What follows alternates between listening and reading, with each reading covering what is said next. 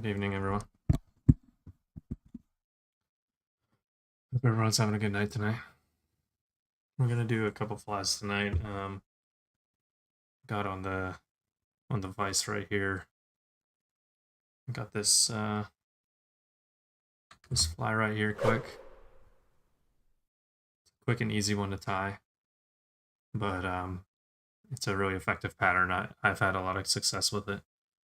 It's just a little imitation of an egg sac that a lot of anglers use on the Salmon River or other rivers in the area for salmon and steelhead. But it kind of imitates like that skein package where you got a couple different eggs within one small package drifting down the stream. You want to dead drift this on the bottom if possible.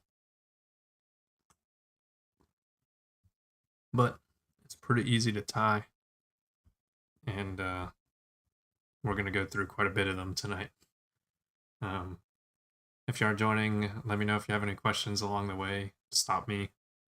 I will address your questions, whether it's about tying this fly or fishing in general. Just let me know, and I will get that to y'all. But without further ado, I'm going to kind of go over the tools first that we're going to need for tonight. So first, we're obviously going to need our tying vise. Let's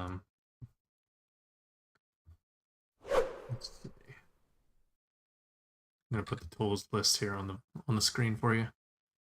But we got our tying vise, of course, and our bobbin with our thread. Too easy. The thread we're using is UTC 140 denier in orange, fluorescent orange, that is. We're going to need our fly tying scissors, which are the small ones, and then our household scissors, which are a lot larger, just because we don't want to mess up our good fly tying scissors. They're sharp and you don't want to dull the blades on this. We got our whip finish tool to finish off the fly. If you don't know how to use these, there's plenty of videos online. Pretty easy to use and very effective in finishing out the fly. We got a bodkin, which I would classify as an optional tool for this, which I'll cover why and how it can be used with this, but I prefer not to use it. We got some glue, some head cement, which we'll use at the end. We'll tie, after we tie all the flies, we'll apply the glue at once. And then, not listed here, but some lead-free wire.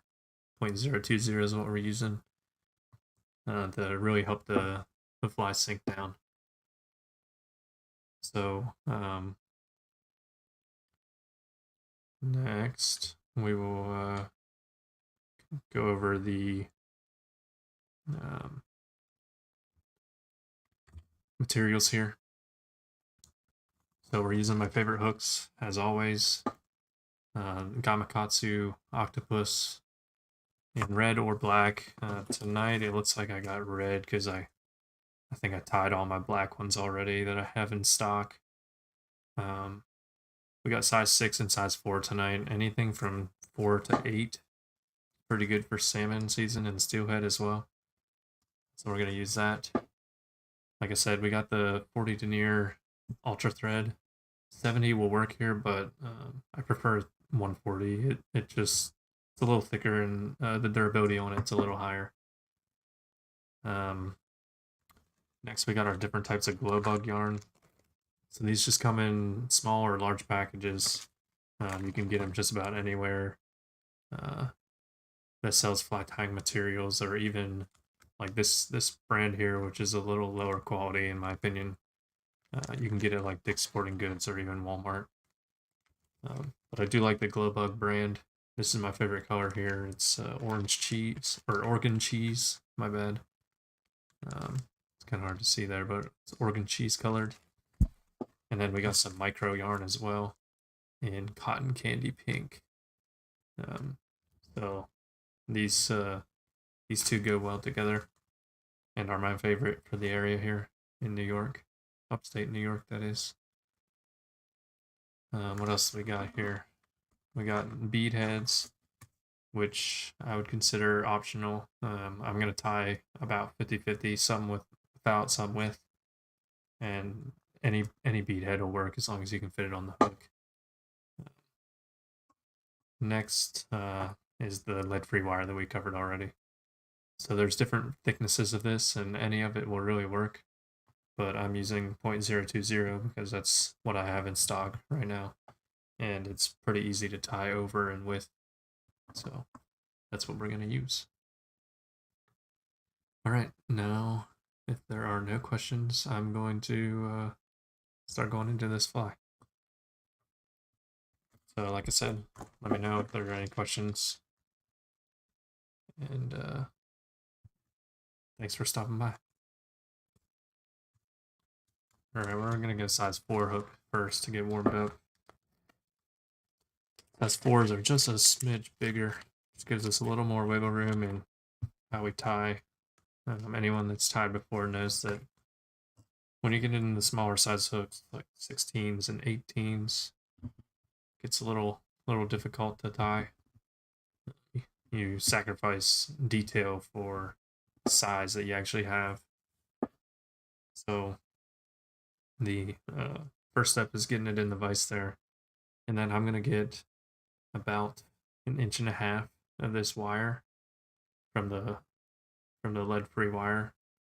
Just gonna pinch it with my thumb and then helicopter it until it comes off. Might take a few seconds, but there we got about 1.5 inches of wire, and we're just gonna tie that on just like we would a thread. So we're gonna go counterclockwise around the hook.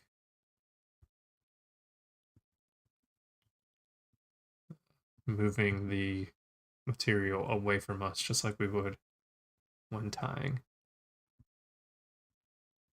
Then once we get it all in there, we're going to compress it together and make sure that the ends are curled in, because this can fray your thread and break you off while you're tying, which is quite unfortunate if you have not done that before.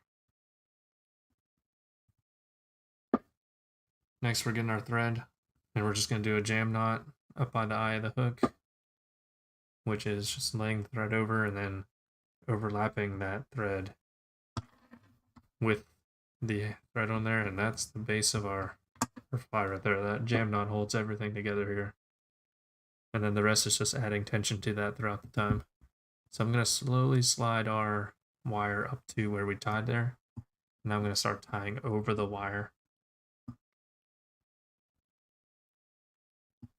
I do want to completely cover this wire because the underside of this fly is completely exposed to the fish, and I just want a neat and nice looking presentation.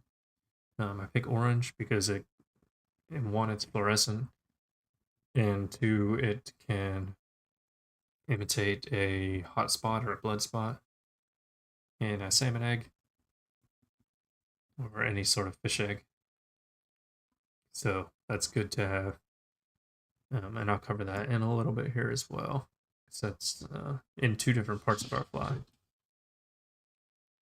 Alright, so we got a good base of thread around it. I'm just going to end near the hook point here. Right here. These hooks are sharp, so be careful. And I'm going to get some of our glow bug yarn. I'm going to get about 2 inches or 2 to 3 inches.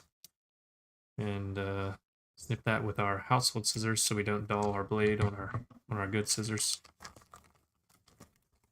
And now with this, the strands that these come in are quite large. You don't need this for what we're tying, so I'm going to split it in half as close as possible here.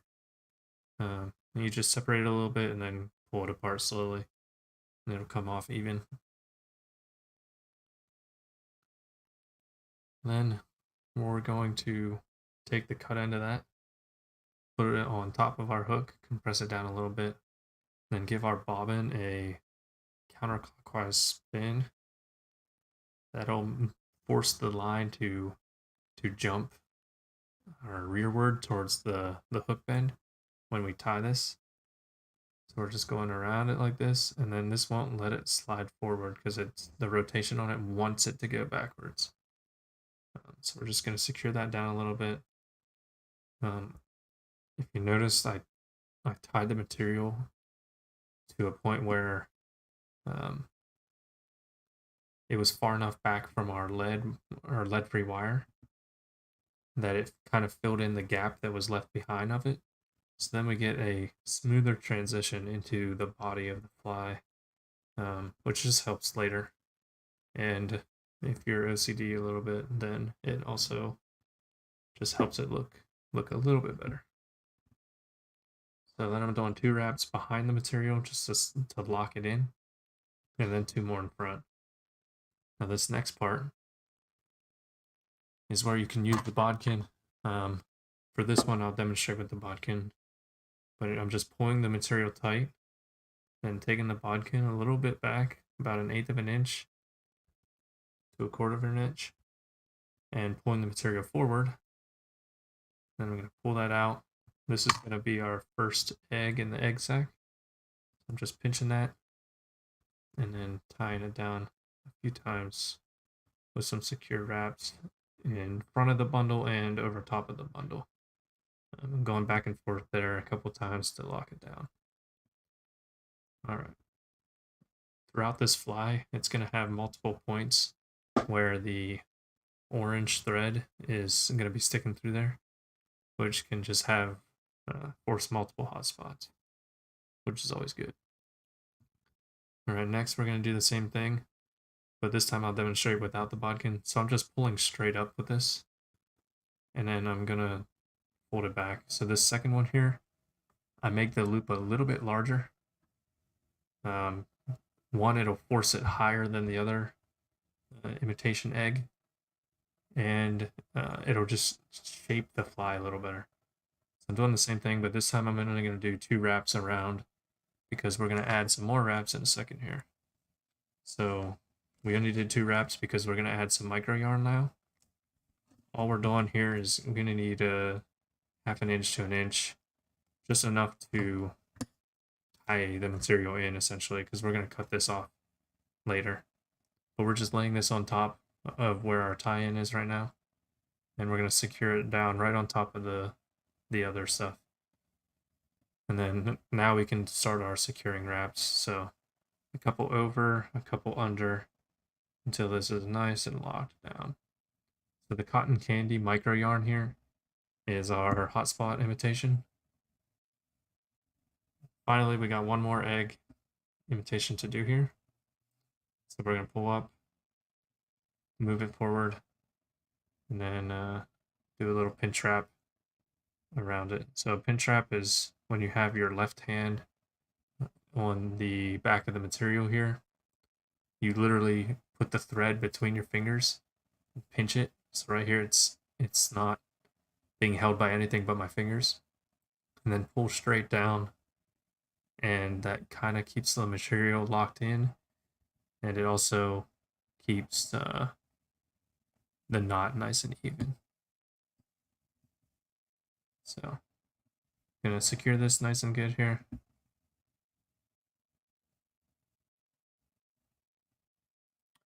And then we're gonna do our whip finish to tie the knot here and kind of seal the deal on this fly. So like I said, there's plenty of videos online with this. So as I do this, it's important that you hold back the material so that you're not trapping it underneath this knot, because we're going to cut that here in a second. So I'm going to do 5 or 6 turns on this. And then I'm going to do it again 5 or 6 times. Once again, holding the material back, tying this knot right behind the eye of the hook. Make sure you have enough clearance here to put your fishing line through, especially if you're using my favorite knot, which I have a whole video dedicated to. If you haven't seen it on the channel yet, it's a really good video on how to tie and why to tie the double Palomar knot. Kind of goes into the science behind it and exactly how to do it. So right there, I just lifted up the extra tag end of the material, and snipped it off as close as I could to the eye of the hook. Next, we're grabbing the micro yarn, the cotton candy pink micro yarn, and snipping it again. Here, we're gonna try to snip that as close to the top as possible, but you gotta watch out and make sure that you don't snip your Oregon cheese colored material here, because if you do, it's gonna, your whole thing's gonna fray apart. So there's our first fly here of the night. Give you a close look here. If it focuses, it's not going to focus that close, but it's a pretty good knot. It's got an orange underside, like I said, and 3 eggs on top of it, right? So a really good thing about this is that there's nothing blocking the gap of this hook here. Some people say that that helps with better hook sets because there's no material that could possibly get in the way. The first thing that is going to be in contact with the fish's mouth is going to be this hook point and not any like loose material. So it's just a theory. I can't prove that, but I mean it makes sense to me, and that's what I believe. So I'm gonna go with that. I'm just throwing that now in my little fly box here with our other flies that we've been tying. Save that for the night. I got all my materials, my extra materials here, thrown in a pile as well.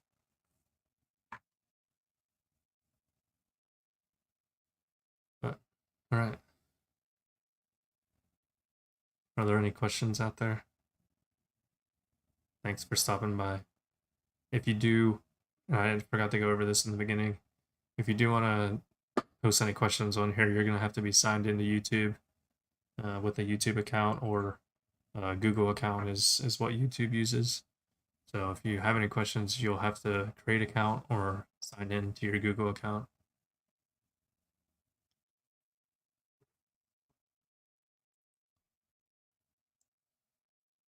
But like Aiden said in the chat here, this video will be posted on the channel automatically after the live stream ends.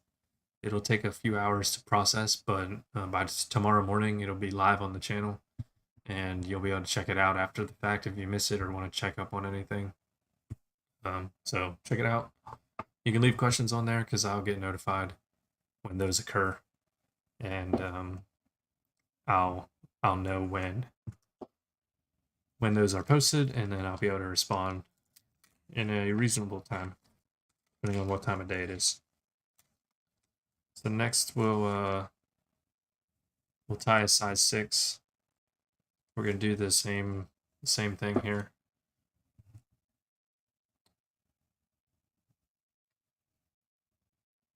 First step, putting it in the jaws of our tying vise. Make sure it's nice and tight. These hooks are very sharp, so you don't want them flying around or poking anyone in the eye or getting hurt. So please be careful with that. Next, we're going to get our 0.020 lead-free wire. And we're getting, with the size 6s, I go no more than 1 inch. So I don't keep 1.5 inches. I go no more than 1 inch. We're going to pinch it here and then helicopter it off while we're pinching it to break that free. And then we're going to tie this on here just like we would any other strand. I'm going to rotate around the hook shank here away from us and make sure this is locked in here. Once we get it wrapped all the way around, we're going to compress it together and then pinch the ends like this.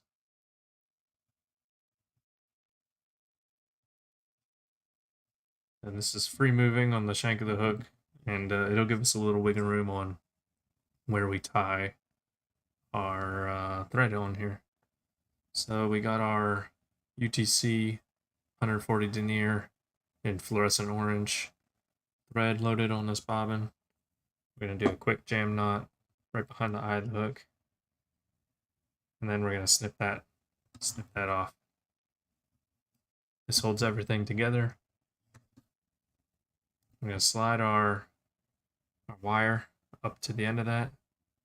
Start building a dam above the wire, and then work our way over top of the wire.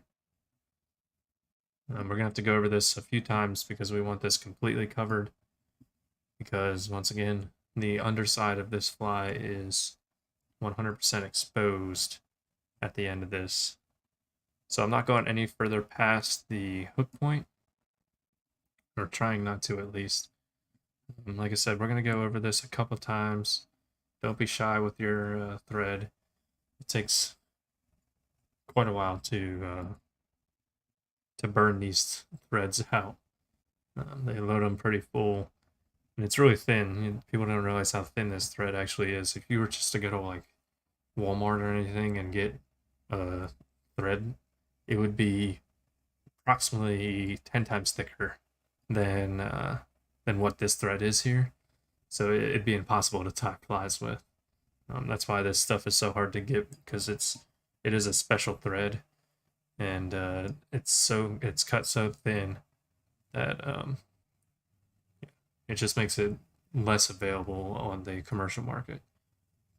So we got our wire covered appropriately. Next thing we're going to do is, since we already have half of this from the last fly we tied, we're going to use the other half of our glow bug yarn. So what we did was we got about 2 to 3 inches of Oregon cheese colored glow bug yarn, which is my favorite color for this area in upstate New York. We pulled it out, got about 3 inches, and then we separated it and split it into two because of the thickness of this fly. It's too much material to tie more than to tie a whole chunk of it on. So now we're just pinching it at the end that we cut. We're going to give our bobber or bobbin a counterclockwise spin loose freely on the while it hangs here, which I will move this up just so you can see a little bit better there. So we got it here. We're just gonna let it spin freely for about 3 seconds. Now, whenever we tie this, it is gonna jump rearward over top of our material and allow us to get a good amount there. We tied our material just far enough back that we can fill in the gap between the shank of the hook and where we tied our wire in, give the body of the fly a smooth transition. We also locked in our fly by tying behind it in the rear. And as you can see here, we got a nice smooth ramp going down the fly to the eye of the hook. All right. We're gonna leave our thread about 1/8 of an inch forward. And now we are going to start with the next step. But I see we got a question in the chat. Steven Dukovsky, thanks for stopping by. Your question is, when am I going salmon on Pulaski? So right now it's a little warm. Pulaski is about a 30-minute drive for me, which isn't bad at all. I know a lot of people are coming from out of state. So right now, if you can follow some of the reports, but it's too early. So there's a couple really good reports on YouTube. A lot of people look to the DSR for reports, but right now it's too hot. There are salmon in the river right now. I've seen pictures of people catching them. People have reported seeing them and not been able to catch any, but they are there right now in very small numbers. The anglers that are choosing to go on charters right now are slamming them on the Lake Ontario because they are stacking up right outside the estuary right now, which is a great sign. They are gonna start pushing here soon, but right now it's just not happening. They're coming in small numbers, trickling in. We are expected some rain tonight around 3 a.m. So that may trigger some more to push. And then next week, we're also expecting rain. We really need temperatures to drop. Right now, they are dropping into the low 60s, high 50s at night, which is awesome. That's great because it's absorbing all the warm water out of the lake, and then allows them to push in. But just not right now. So my goal is Labor Day weekend. I'm gonna head down there at least to scout, see what's going on, and hopefully throw some lines in, if you know what I mean. Um, we'll see what we can do, but I'm not even counting on a lot there. So in the past couple years, the Salmon River has let out more water on the Friday of Labor Day weekend. So that pushes some fish up through. It releases the reservoir water up top, and then it allows them to let more water come out, flowing out into the estuary, and it may push some more fish in. It did last year, which was good, but the first like big run last year was around the September 10th time period, 10th or 11th.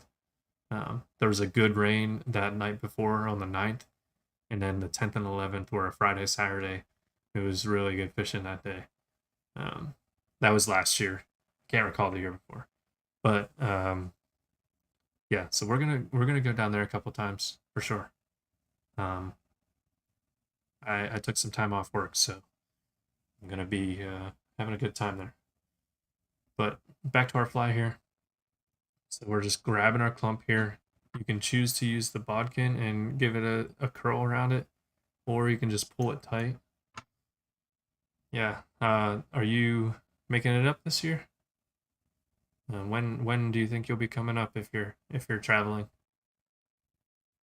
Um, we're making our first egg here in this egg sac imitation just by making a loop and then pinching that, doing a little pinch wrap here, and giving it a few turns around underneath and above this fly. Right underneath the shank of the hook and above it. And that one's locked in. We're going to do the same thing. Oh yeah, that's awesome, man. Yeah, Michigan has great waters too. Heard. I've never fished there, but I would love to do a little trip to Michigan one of these times. I see some huge salmon caught there in the rivers. All my suggested videos are either in this area or Michigan as well. Some Lake Erie stuff too, but they're more for steelhead.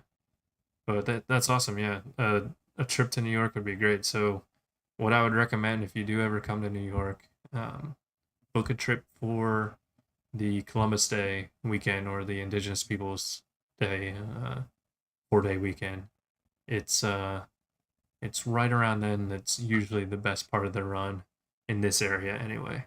It's like right now is super early, but the first weekend of October or the second weekend of October, depending on where it falls that year, is a great time to come up here.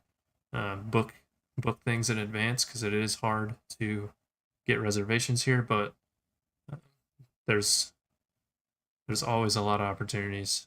So this next loop here is going to be a little bit larger than our first one, just to give it a little shape of the fly. We're doing the same process though. We're just making 2 loops though this time because we're going to add some micro yarn here in cotton candy colored, which is a light pink. You only need about 1/2 inch to 1 inch of this material, just because we're going to lay it right on top of the main body of the egg and tighten it down there. But there we go. Now we're going to make our tight wraps below and above our material. And we got one more egg section here. It's going to be about the same size as the first, maybe a little smaller, depending on how much room you saved yourself. I didn't give myself a lot of room with this one, unfortunately. But we're doing the same thing. Securing it on here, making it nice and tight. Now we're going to use our whip finish tool here which there are videos on how to use. I'm just putting this point here, grabbing the line, using the bend of this other part. I'm gonna make a triangle, and I'm gonna make sure that I pull back my material here and go right behind the eye of the hook. Just make sure that you're not blocking any part of the eye, because that will prevent you from tying or putting your fishing line of your leader through there, especially in the cold months. And it's going to be frustrating when your hands are cold and you're trying to do this and you realize that it's impossible to do it because you tied the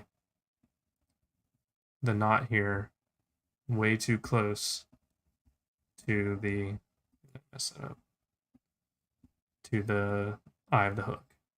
So be cautious and just don't block it. We did 2 5 or 6 turn whip finishes around there, and we're going to snip it up right up to where we tied. That thing's locked in, it ain't going nowhere. Finally, our last step here is to cut this material that's hanging out here.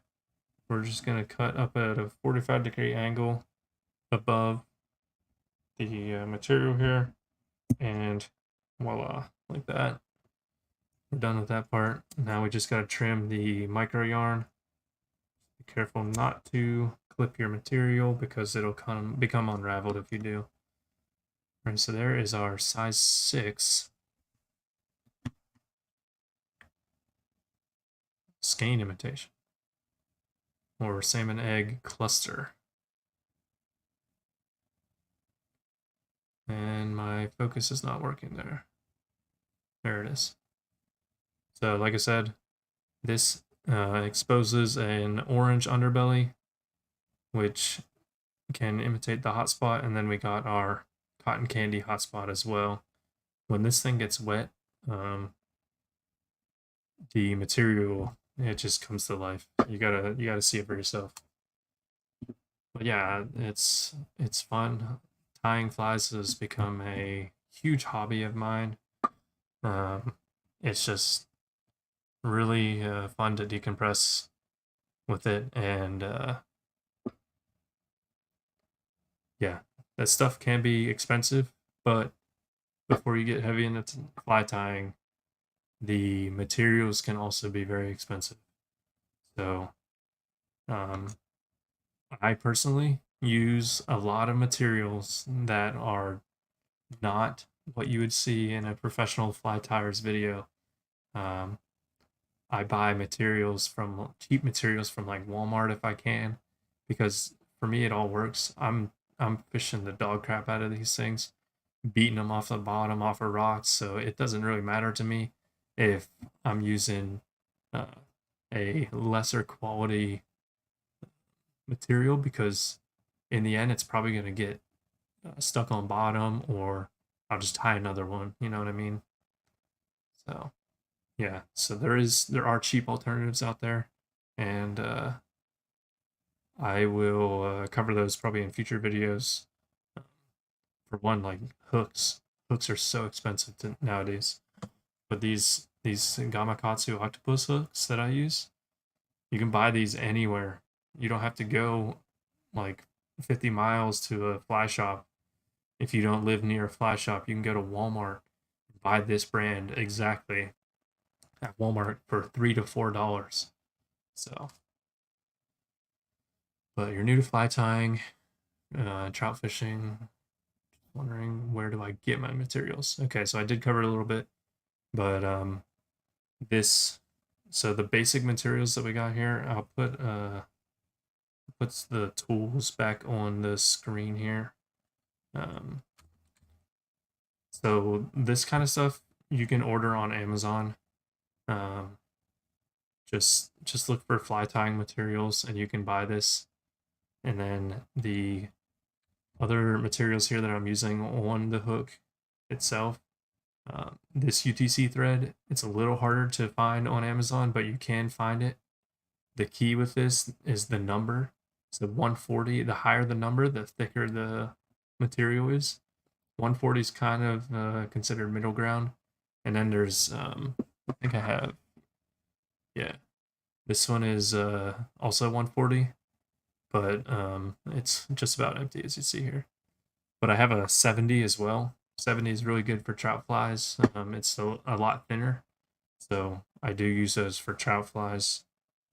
Or if I'm using like tiny steelhead eggs, I'll use that. Yeah, this stuff can be ordered on Amazon. The beads can be ordered on Amazon, which I'll do a bead fly next. They can be pricey. And then if you ever have a Bass Pro nearby or Cabela's, they sell this stuff too in a fly tying section. Usually when I go there, I'll stock up on as much stuff as possible because some of this stuff you just can't reliably get on Amazon. You can get it on Amazon, but I'm always weary of what I'm getting because of where it's coming from or just the lack of reviews on the accounts. The glow bug material, the actual glow bug brand, you pretty much got to get order online or go to a tackle shop or fly shop to get this stuff, which this stuff is on it. It is better material than this that you would get at like Walmart or Dick's Sporting Goods, but you can get away with this for sure. And I will tie a few of these probably tonight using this material. But I hope that answered your questions. Like I said, there are alternatives out there. I'll typically like learn how to tie a new fly, and then I will like look at the materials list and just think, how can I simplify this? How can I use a different type of material that I don't have to spend an arm and a leg for to make this fly look good and feel good about it? Because that's the best part about tying your own flies is it doesn't matter how it looks. If you feel confident with it, you're going to be catching more fish with it. And honestly, I have full confidence in these flies that I'm using and tying. And if I don't, I usually just end up throwing it away, unfortunately. But with a lot of practice, I feel confident in my flies when I'm using them. So I hope I didn't go off on a tangent there. But I think that's important. It's a very important question, Aiden and Steven. So thank you for asking. And I hope I got to the root of the question. All right, so we're going to go back to size 4, Gamakatsu octopus. There is another Gamakatsu octopus type hook. It's the octopus circle. I wouldn't recommend getting it. It's the same hook strength and stuff, but the bend on the hook is much more exaggerated. And to me, it just looks like it'd be a little harder to get a hook set on it. So I can't recommend it, but follow your heart and use what you need.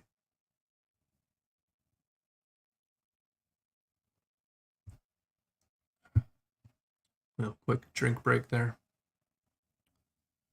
All right. So we got our size 4 hook. This time we're going to do it with a bead. So the first thing we got to do is select our bead. Now beads, if you get beads specifically for fly tying, they're always going to have 2 things. So, hey man, thanks for stopping by. Have a good night as well. Appreciate you coming in. If you ever have any more questions, just leave a comment. I get to my comments within 24 hours. So, thanks for stopping by and have a good night. Get tying some of those flies, man. And I hope you can get to Pulaski. Sorry, my Pennsylvania accent there came out. Pulaski. I live in New York now, not Pennsylvania. But have a good night, bro. All right, so there are 2 ends of a bead.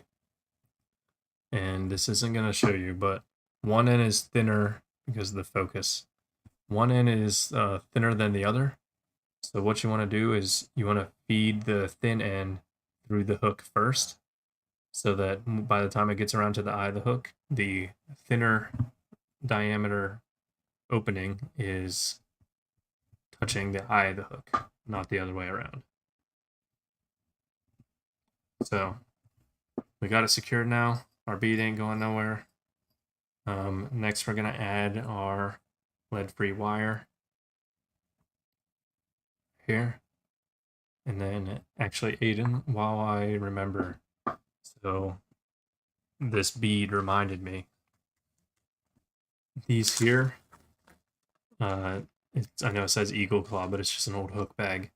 These beads here are the cheapest beads I could find, and they're a lot bigger, obviously, for like huge streamers, but these are not meant for fly tying at all.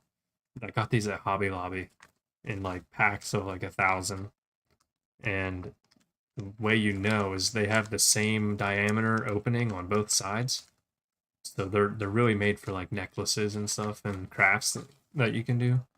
But this was a lot cheaper than buying beads from like Bass Pro or from a fishing website. So that right there is just one example of how you can go a little cheaper on your materials. But anyway, these beads here that I have are from Bass Pro, and they are tungsten, which a lot of people will say is the best bead out there. I would tend to agree. They're really heavy and thin, and just overall good quality. But we got about 1.5 inches of our lead-free wire. We're going to start wrapping that behind our bead around the hook shank here.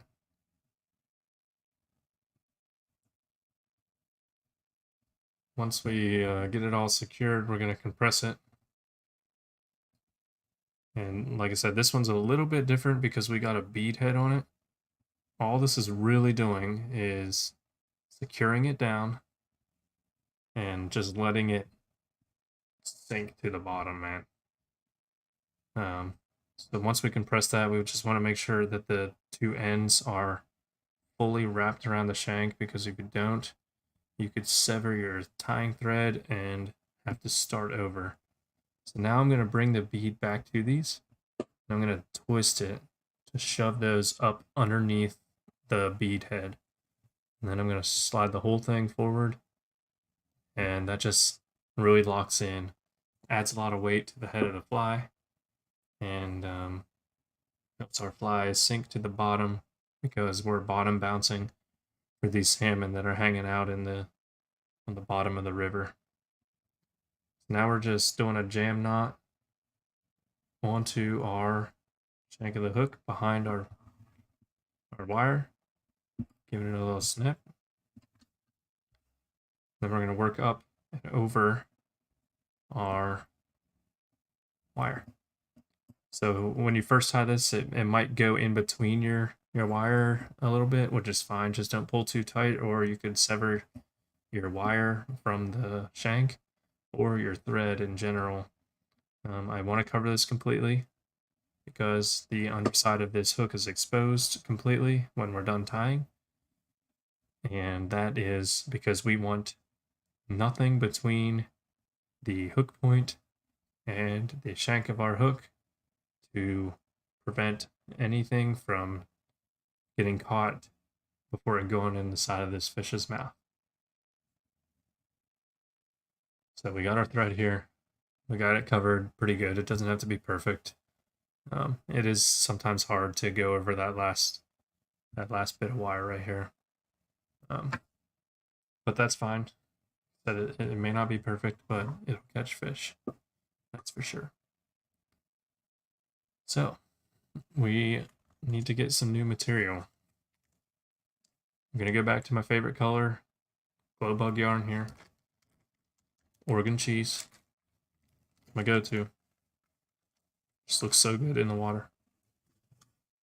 We're going to use our household scissors because we don't want to break or dull our other scissors. We're just going to cut that off. Like that. Now we're going to separate this into 2 equal strands because this is too much material for this type of fly. So we get double the amount of flies tied on it, so it's even better. But the end that we cut, we're gonna grab it, and here I got some loose material on it, so I'm just gonna snip it just to make it easier to tie on here. I'm gonna give my bobbin a counterclockwise spin. It's very important to do counterclockwise. So that is towards the back of your hook, the hook point, which allows this to jump rearward when we tie on our material. And then we can tie it pretty close to the edge of it. So we're not wasting any material or making a bulky underbody. And with that bulky underbody, we're butting it up to the rear part of our lead-free wire. And then here, I'm just going to move back just a little bit on this because I want to make sure that we have enough room to do 3 eggs and be able to do our whip finish knot at the end. So I'm just kind of securing this down. I'm going to go behind the material once again. In front, I'm going to do that twice. Lock it in. And then I'm going to end up right in front of it, about a 1/16 to an 1/8 of an inch in front of that. So we're going to pull our material rearward and up and make a little loop. This is imitating a small Oregon cheese colored salmon egg. I'm going to do 2 wraps on top of it, 2 wraps in front of it, and then alternate a few times. Okay.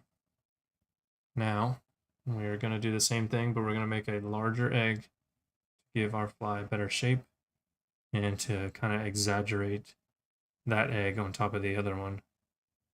We're going to do the same thing. We're going to do a little pinch knot over it.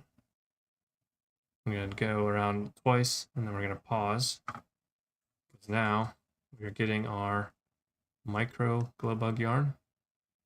Same brand, just it's a lot thinner, as you can see. And we're going to cut about 1/2 inch to 1 inch of that.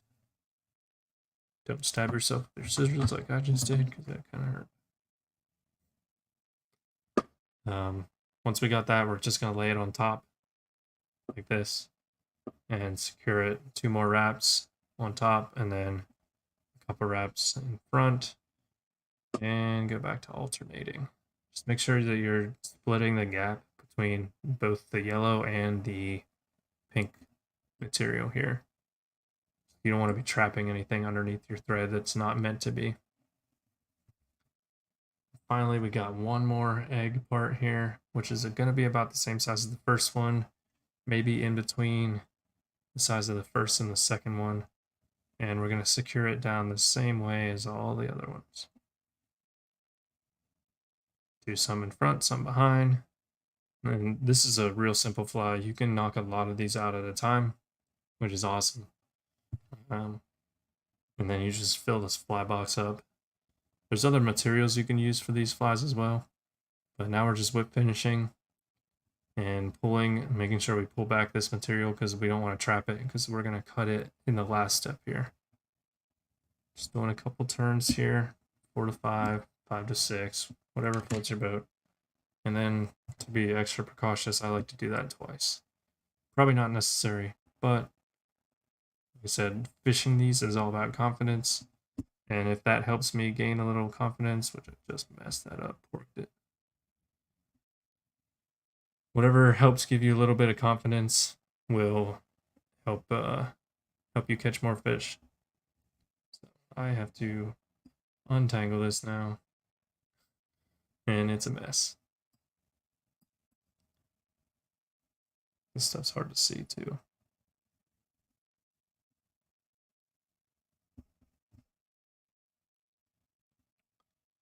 Well, this is frustrating, but this happens, and I wasn't paying attention. luckily it's just a bunch of loops around it, so we're clear now. Anyway, now that I'm done messing around with the whip finish here, I'm gonna pull the material back and tie this right behind our bead before we snip it off. So we got some questions answered in the chat here.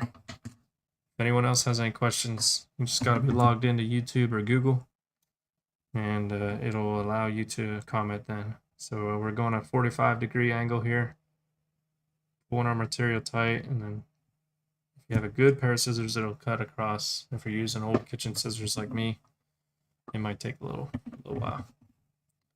And we're gonna snip our hotspot yoke above there without nicking the rest of our eggs. So, real simple pattern here. We got 3, arguably 4 eggs in this pattern, which are all clustered together. And we're just going to bounce it off the bottom of the river with a pink hotspot, cotton candy colored, and an orange hotspot underbelly. This thing is going to be nice looking. We got enough weight there to sink it to the bottom and really bounce it off those rocks in those crevices, and we're good to go. I'm gonna put this in the box. All right. If there are no further questions, I'm gonna get a drink here and move on. So that was the second variation of our flies that we're tying tonight. We got 2 different sizes tonight, size 4 and size 6 of the Gamakatsu octopus hooks. Yeah, we do one variation with the bead and one variation without the bead, and we're going to do multiple colors. So far I've done the same color, and this next one here I'm going to change the color up. I'm going to use a chartreuse colored egg with probably a red or pink hotspot. I haven't decided yet. We'll see how it looks live here and see what we do. But I could honestly do both, just in different flies. But so I'm gonna keep alternating our sizes here in size 6 and 10.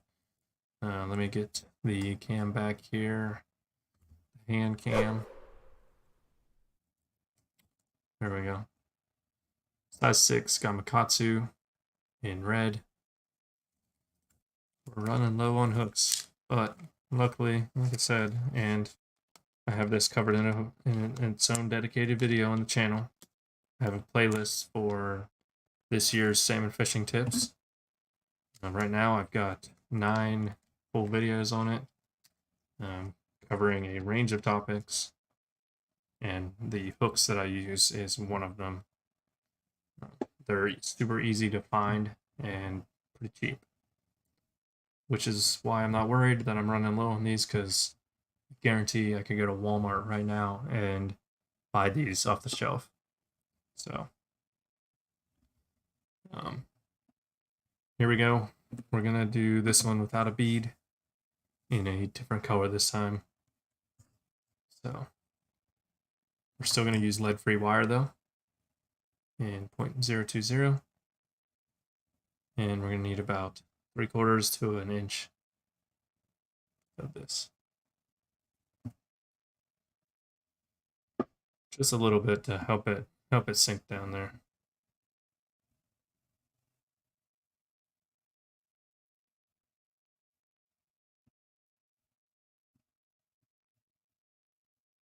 We're going to wrap it around and then compress this wire together, making sure that when we're done, we're really focusing on the ends to make sure they're not jetting out and potentially becoming a cutting hazard for our thread, our UTC 140 denier ultra thread in fluorescent orange. So we're going to do a jam knot behind the eye of the hook, snip it off, and then slide our wire to the edge of that before we we start covering the wire with our thread. Also, that counterclockwise spin that I have, that I've done each time I tie one of these, it can also help covering this wire because it kind of thickens out the thread a little bit and just gives you a little more coverage. A little trick I learned from Tim Flagler. Legendary fly tire. Absolute beast. You gotta check him out.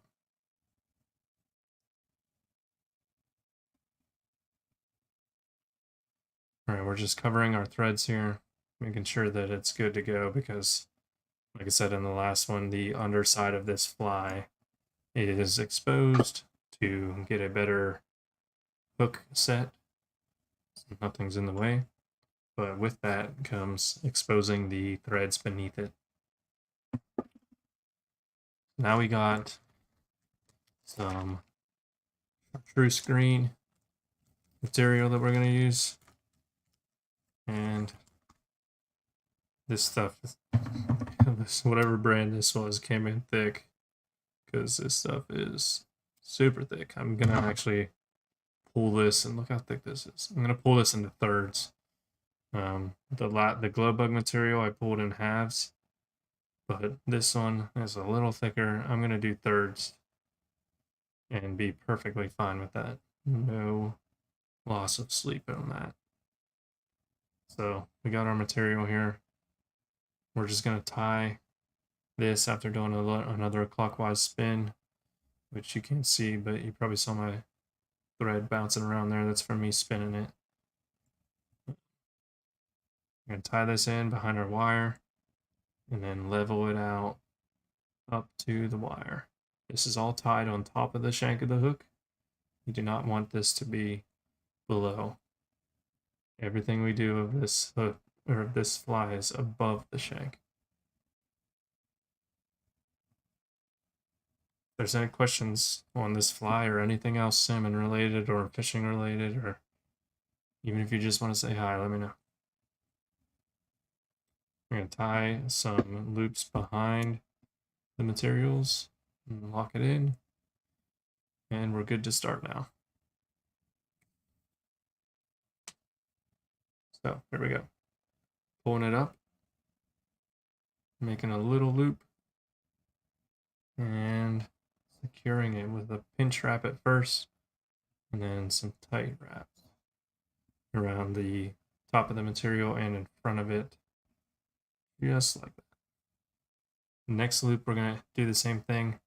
We're going to make it just a little bit bigger to give the shape of the fly a little change of profile. We're going to go around 2 or 3 times there. Now we have a decision to make to use this like hot pink material, or we can use our cotton candy material. I don't think it's going to contrast enough for a blood spot or a yolk, hot spot, whatever you want to call it. Or we could even use red. So I'm going to go with the fluorescent pink. Yeah, I'm going to go with the fluorescent pink here. I'm going to cut about a 1/2 inch, and this obviously isn't micro yarn this time. But we're going to cut about 1 inch off of this, and then we're going to separate it into many different strands, and we're going to make our own micro yarn essentially. Save some money. We're just going to pull off a little strand of this and then save this for later flies that we tie. Since we are making our own micro yarn, I'm just going to give it a little twist here to actually make it presentable. We're going to tie this on top of where we just tied in, secure it, and then do some wraps. Looks like we got some material trapped here. Untrap that as much as possible. Do some wraps in front and on top of both the hotspot now and your egg material, which is the fluorescent green or the chartreuse or whatever you want to call it. I'm going to make another egg about the size of the first one. And we're going to secure it down the same way as the other ones. And here we don't have as much material to cut off because we were a little short on when we cut this. So it's going to be a little harder to finish this off here, but we'll be all right. So now we're just going to use our whip finish tool. Once again, if you have not ever used this before, you don't have to use this.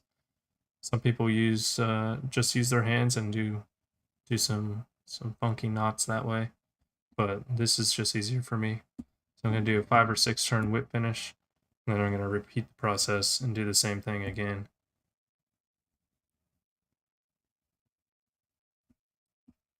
And we're going to snip it off with our fly tying scissors and get up close there so we don't have anything exposed. Right now we just got to clean up our fly a little bit. First we're going to clean up near the eye of the hook. We got all this chartreuse hanging out. We're going to go at about a 45-degree angle over the hook eye and make sure that we're not cutting into our last egg that we tied there. And next we're going to cut our hot spot to be about the same level as our other eggs there. And there we go. We got a different color now. I'll hold 2 of these side by side just so you can see the color difference in them. It's very important to have a variety of colors in your box. So these are just 2 that we tied tonight. We got different colored hot spots and different colored eggs, and even different sizes. These are 2 of the same size hooks, but you can see the size difference in some of the egg imitations here. When these hit the water, it's going to become more lifelike than it is right now even.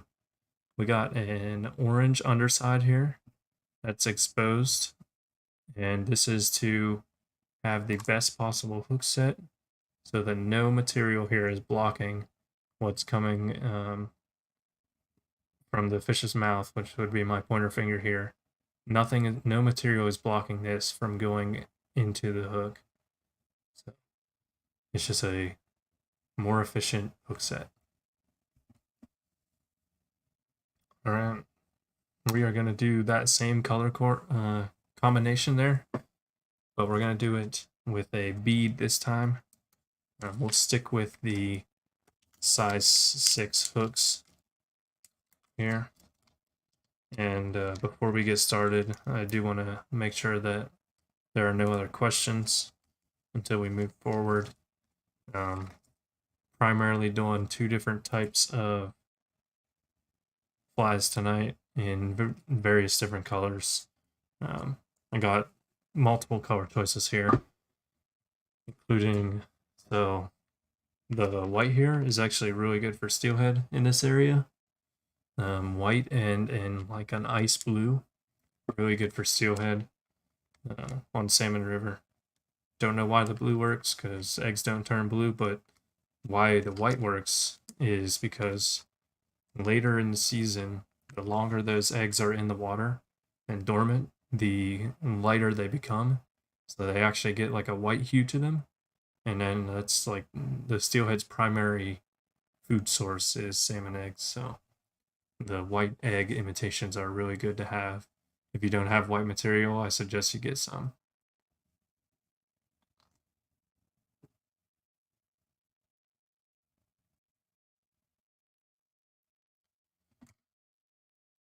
All right.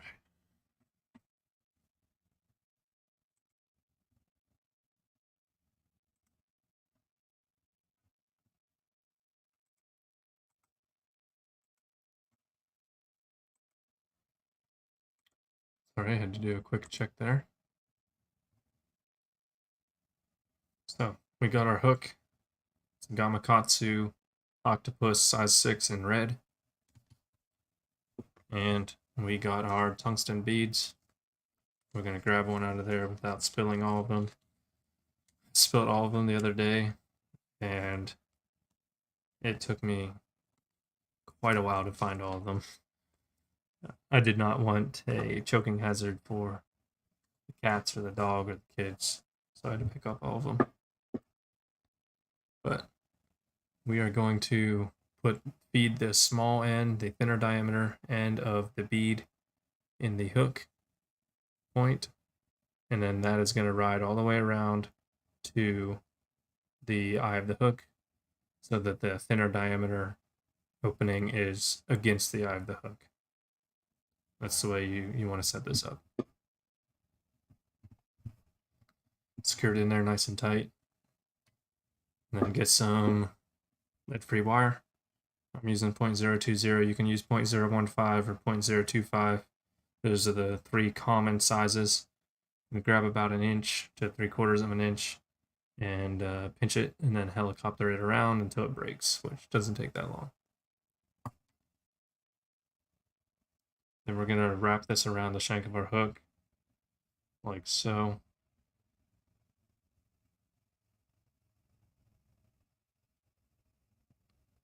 Doesn't have to be pretty because we're going to just jam it all together here in a second. Once we got it wrapped, we're going to compress it and secure the ends of it so that it doesn't jag out.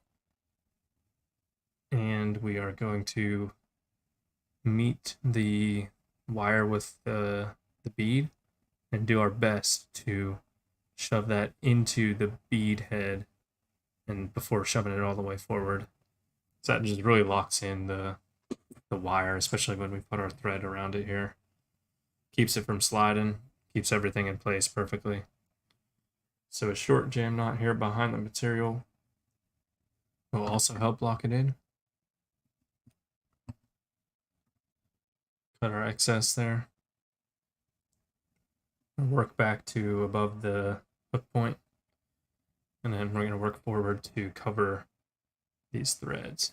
You will get a little spin maybe. One way to combat that is just holding the wire from spinning, and then once you get a few wraps around it, it's pretty much locked in. I want to cover all this because I don't want to see any of the wire on the underside, because that will be the exposed side to the fish.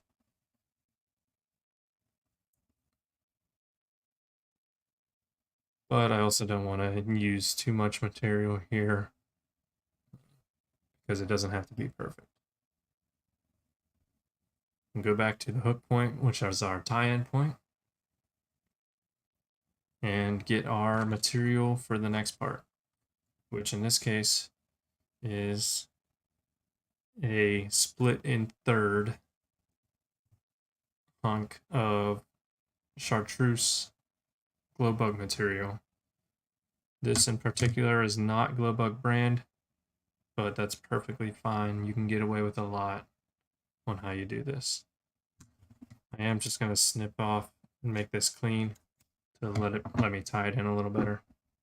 And I'm going to give my bobbin a good counterclockwise spin to jump the thread rearward as I tie this in. Do a couple wraps around, and then we're going to even out the body up to the back of our wire. The goal when tying any sort of fly is to have a pretty solid and uniform underbody. It just helps with the aesthetics of it all and the presentation of the fly. So do it, don't do it, follow your heart. I'm going to pull the material up and hold it with our left hand and make a loop. This is to imitate an egg. And then we're going to pinch wrap around this here. Kai FN, thanks man. Thanks for the like. Thanks for stopping by. How's it going, man? Having a good night?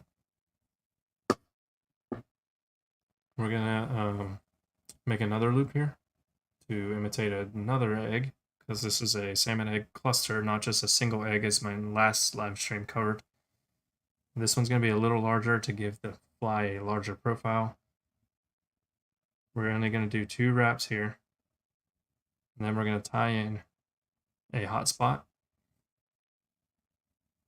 by just peeling apart some glow bug yarn in hot pink and giving it a little twist here because I don't like the way our actual micro glow bug yarn, I don't like the way it contrasts with the green, so I'm going to use fluorescent pink. This is all personal preference. You can color match however you'd like, but we're just laying it on top of the hook shank and securing it just with the other material as well.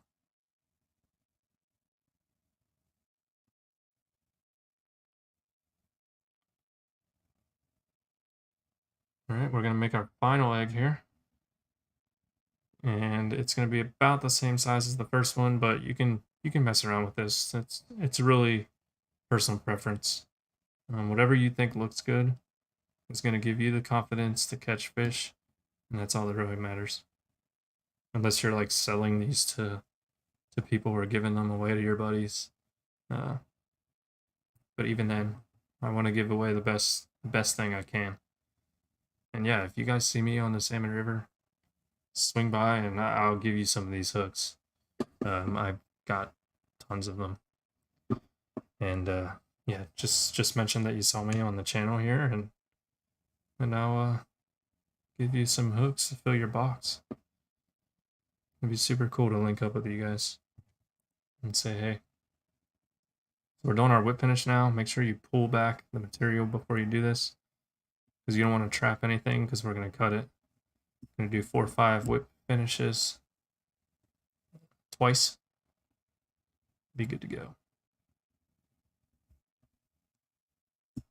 And there we go. Snip that off. And then we're going to snip our material off at a 45-degree angle above the bead. It helps to have sharp scissors, but it also costs money to have sharp scissors.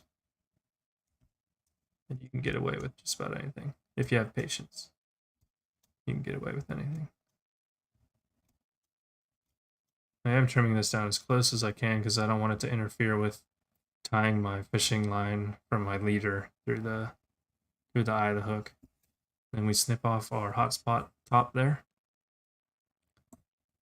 And we have another salmon egg cluster.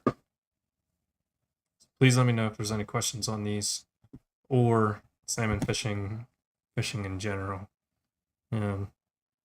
I'm here to answer any questions tonight, but I'm also here to have fun and tie supplies.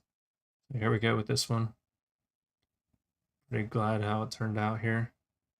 These may look a little beat up right now, but when they get wet, they're gonna form the spherical salmon eggs that we see on the river.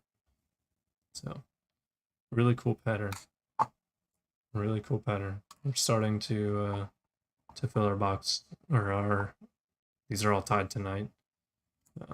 Fill our little container. All right, we're gonna move on to. We're gonna go back to our original color, my favorite 2 colors of the Oregon cheese and the cotton candy hotspot. I like to tie the same number for each type and size, and I like to have 2 of each, so that if I lose one and I really like that fly, I can tie another or use another one real quick.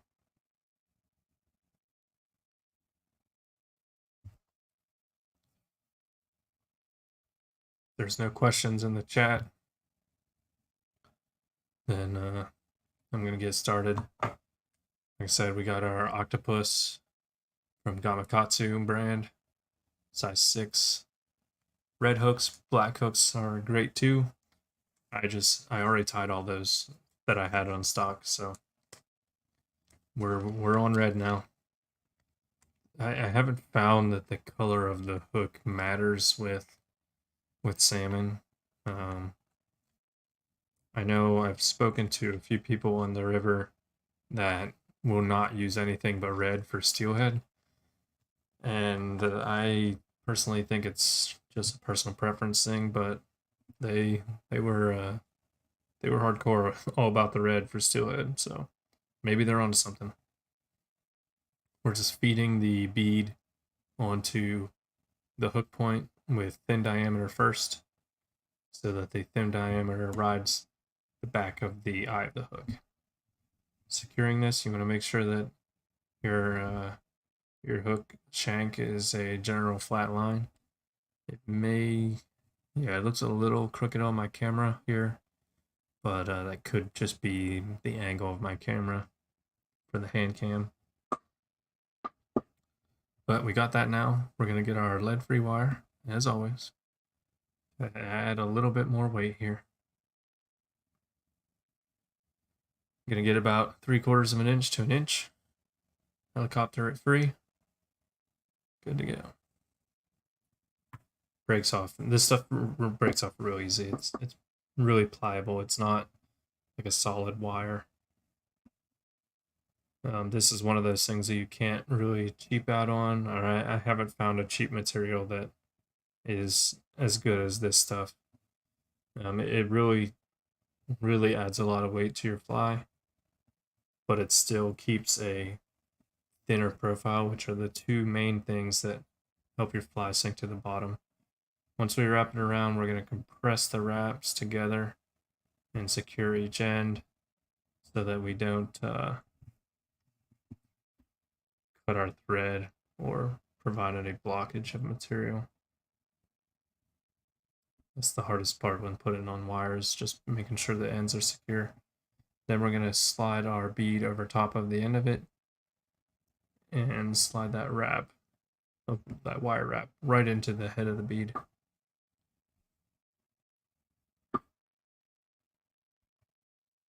Next, we do a jam knot behind our lead-free wire, sorry. Lead wire, I'm sure you can get it out there somewhere, but that stuff's going to be expensive. The price of lead has gone up. And, you know, the toxicity behind it, so just be careful. Whatever material you use. We're going to cover our wire, whether it's lead or lead-free or titanium. I don't know what you're using. We're going to completely cover it because we do not want it exposed to the fish. Visually, anyway. These fish are going to get exposed to these flies, that's for sure. That's the point. But we're going to tie back to the hook point, which is going to be our tie-in point. And we're going to get our material here.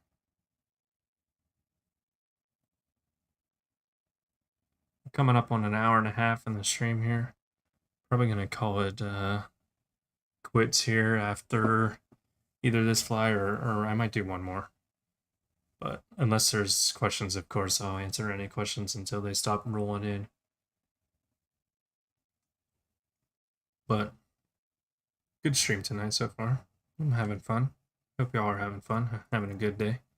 Tomorrow's Friday, so it's the weekend, unless you're working the weekend, which I have sympathy for you. But we're going back to our Oregon cheese, like I said. It is a half of a strand of Oregon cheese colored Glowbug brand yarn in the UV Plus. Favorite color right here. I'm gonna pinch that down, do some counterclockwise rotation of our bobbin, and then we're gonna secure it to the shank of the hook, leading the material right up to the back of our wire. This allows us to even out the body of the fly and just gives it a better presentation later. Right here you can see there's a little gap in the middle here where it's a little thinner. So I'm just going to beef that up with some thread and kind of even it out. You can already see just with a couple turns how much of a difference that made in evening it out.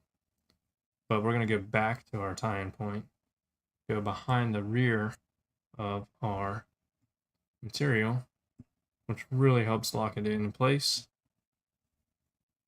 And then I did forget to mention at the end of the video here, we're gonna go and use cement glue on the underside of every single fly that we tied tonight. Just apply it a thin layer on the thread wraps. I like to do it all at once because if you stop and do it every time, you got to open your glue, you got to apply it, you got to close the glue so it doesn't dry out, and put it away, and then you got to repeat that every fly. So I just like to tie them at first, and then at the end of the tying session, I will I'll glue all of them at the same time. So grab your material here, pull it up, make a small loop. This loop is our first egg. Then we're going to pinch that, do a little pinch knot around it, and do a couple tight wraps. Alternate between just a wrap around the shank of the hook and then a wrap around the shank and the material. That egg might actually be a little too large, but we'll make it work. So we're going to make this one about the same size. Normally I would make it a little bigger, but we're running out of room here with our bead on. You got to be careful because it does take up a significant portion of the shank of your hook. So we're going to be careful of that and cautious.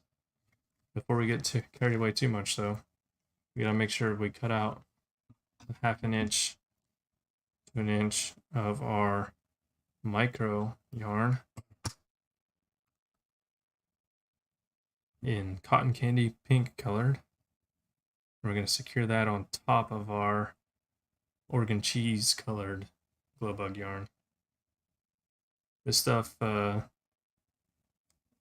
if you hold a UV light to this stuff, it looks really cool. I don't know what the fish sees in terms of UV vision, but a lot of people seem to think that it's a real thing. I'm not convinced, but I'm indifferent on the situation. We're going to do one more egg here, and we're really limited to the size of this by how much room we have behind the bead, which in this case is not a lot. I usually like to give myself more room than this, but we adjusted the fly to the situation, and we'll still have an excellent fly here. We just got to whip finish this, and then do a little 5-turn finish here.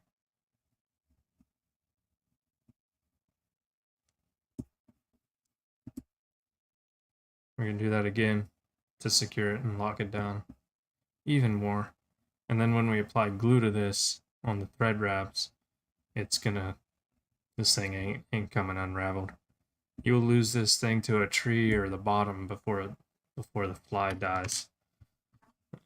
There has been rare occasions where these actually get chewed up so much by fish that it starts coming apart. So, rarely does that happen for me. Alright, so we cut off our whip finish knot. Now we just got to cut off our material to finish this fly out. So you want to get as close to the material without cutting it as possible. And a good pair of scissors here, unlike these ones, will work great. Then we cut our yolk or our blood spot, hot spot, whatever you want to call it, just even with the top of our fly.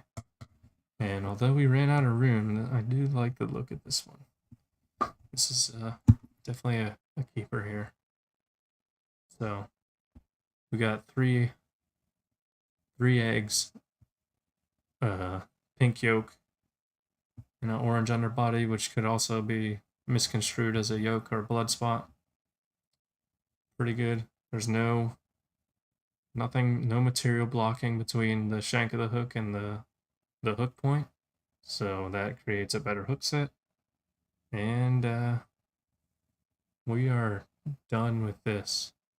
Awesome. I'll do one more, just because. We haven't done any size 4s since the beginning of the video, so I need to beef up my size 4 area.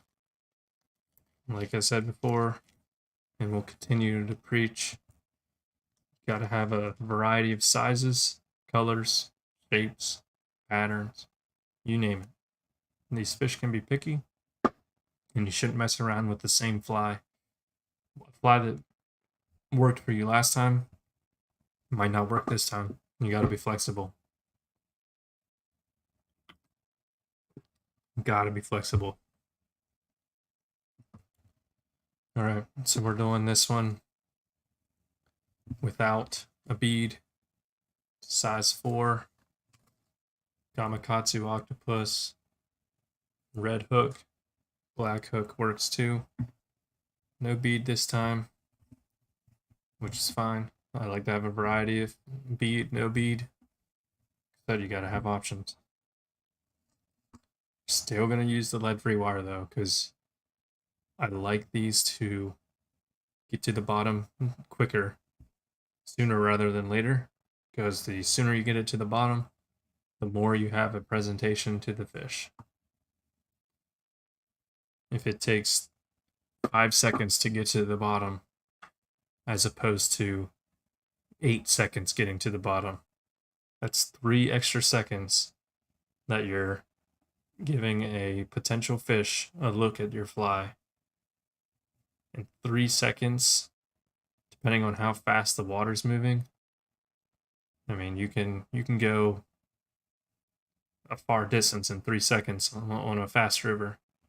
Like the Salmon River is pretty fast. A lot of CFS running through there at all times. Put on our wire, press it, and secure our ends. Yeah, 3 seconds difference on the Salmon River could be 10 feet, if not more, of coverage. So you just missed potentially 10 feet of where fish could be laying if you take 3 seconds longer to get down to the bottom. And a lot of people don't think that way, but that's what we do here. We think the unthinkable. I'm just kidding. But we do like to break down things like that for y'all, because I mean, I wouldn't have thought of that.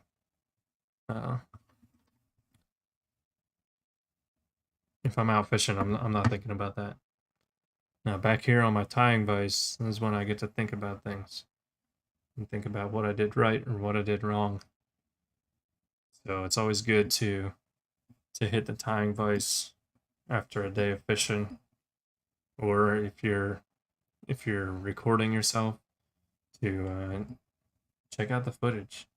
You can learn a lot by rewatching your footage, just like football players do, right? So they play a game, they check the footage the next week, see what they did wrong, see what they did right, and then they're going to practice that. I'm doing the same thing here.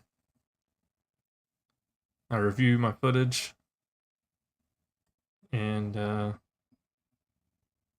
see what happened. There's a lot of times where I'll observe things in the background that I didn't see in person, even, and realize like, oh man, if I would have seen that, I would have done this versus doing what I did. And then who knows, I might have caught that fish or a different fish. So I like to reflect on things when tying, and then I end up discovering how to do new things, or the science behind some of these techniques. It's always good. All right, we're going to tie this chartreuse colored this time because we don't have any of those in size 4 yet. From tonight, anyway. We do have a bunch in the box, but not tonight.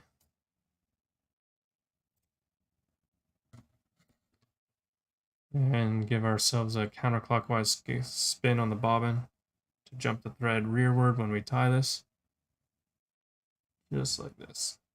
We're tying right above the hook point and lining our thread up with the back of the wire to give us a very smooth body transition there. Perfect. Nice cigar shape. We did lose a little bit of our material here that we didn't secure, but that's fine. That's fine. I'm going to go around the back of this, just covering the shank of the hook, not the material, and then cover the material again. So we're going to pull this. We lost a little bit more there. Now I'm starting to get concerned that we're losing a little too much of this. We didn't secure as much as I wanted to. We'll make it work though. I'm going to make a little tiny egg here because now we're low on material of this. Just a little guy. In front, behind, in front, behind. And then we're going to make a slightly larger egg. Do a couple wraps just to secure it before we get our other material. Now I got to be careful with it, make this really thin because the main body of the fly is actually already too thin in my opinion. This might be one of those ones that we just throw in a shiesty location. What I mean by that is when I have a fly that I don't fully like as much as my other ones. I like all my flies, but if I have a little bit lack of confidence with a fly, what I'll do is I'll find like the most rapid water that I want to fish, where I know I'm probably going to break off on the bottom or like a tight spot underneath a tree branch. I'll tie on one of these flies. This is what I call my throwaway flies. And I'll use it because I have confidence that it'll catch fish, but if I lose it to the bottom, I won't be concerned at all. And that is a throwaway fly definition for my personal preferences. All right, so this one, it's looking a little sparse. We can make it work, but it's probably going to be a rapid water throwaway fly. We want to you could cut this before our camera's frozen here. What's going on? Sorry about that. Y'all just missed the last like 2 minutes.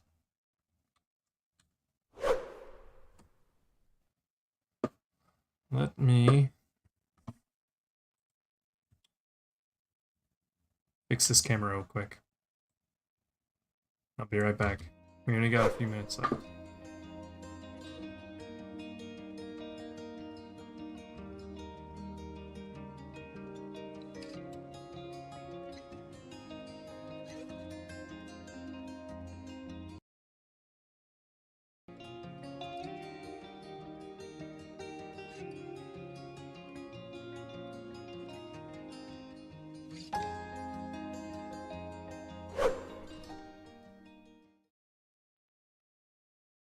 All right, sorry, we're back.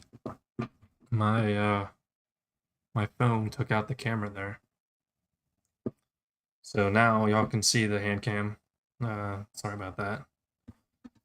Where we're at is just we're doing our finishing whip finish on this thing. Holding the material back and then doing this 5 or 6 turn whip finish behind the eye of the hook. We're going to do that twice and then snip off as close on the thread as possible without cutting the underlaying thread.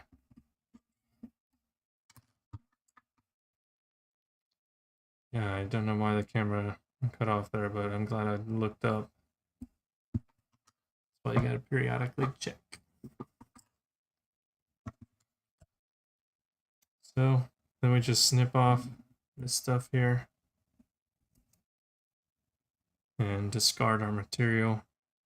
Snip off our hot spot.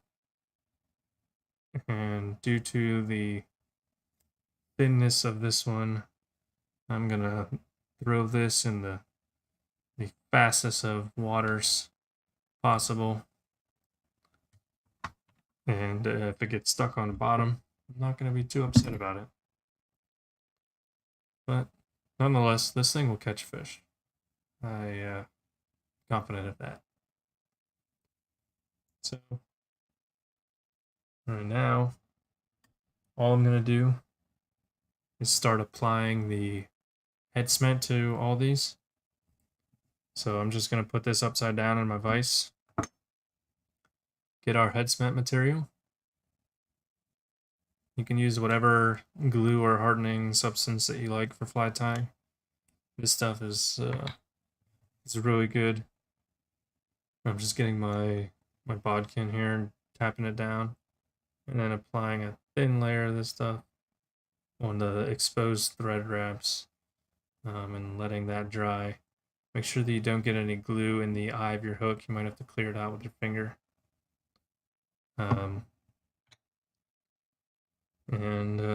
It doesn't take long for that stuff to dry, but I'm not going to put it back in my box so I know which ones are already done and which ones are not.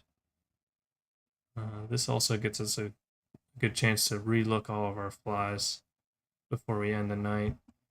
So this one here, I really like the way this one turned out. It's got a really good shape, in my opinion. And yeah, this thing, I'm not worried about whatsoever. All right, we're doing this all to all the flies we tied for the night to make it a little more efficient with our time, because time flies can be time consuming, and everyone's time is valuable, which is why I do appreciate everyone stopping in tonight. If you do have any questions, though, now is the time to ask, because I will be signing out here in a few minutes unless there's questions. Right now, we're just applying head cement to all the flies that we tied tonight. Every last one. And just a little bit of head cement goes a long way. These flies are pretty durable, like I said earlier, but the head cement locks it in for years. Years.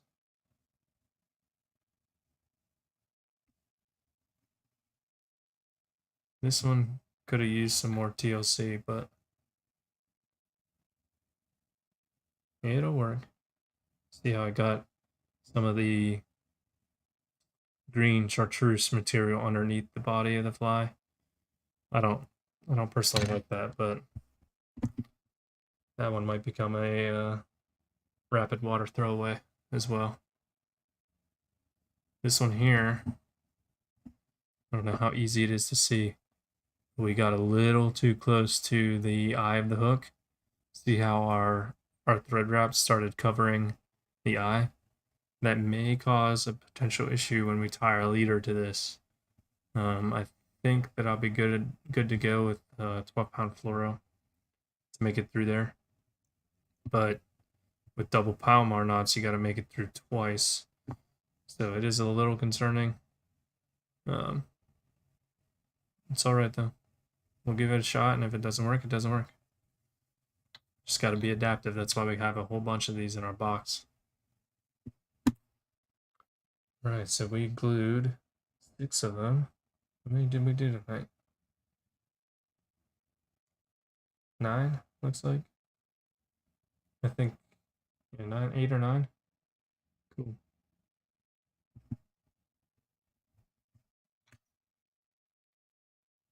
We're just taking head cement and applying it to the thread wraps underneath with a bodkin, an old throwaway bodkin that I don't actually use for like picking, dubbing, and stuff like that. So I'm not too worried if it gets a little glue on it. I do clean it after each time I use it, but nonetheless, we'll be all right.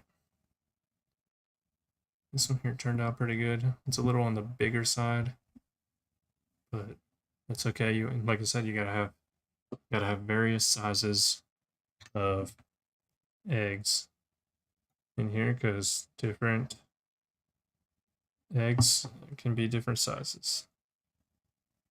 That's why they sell various sizes of the,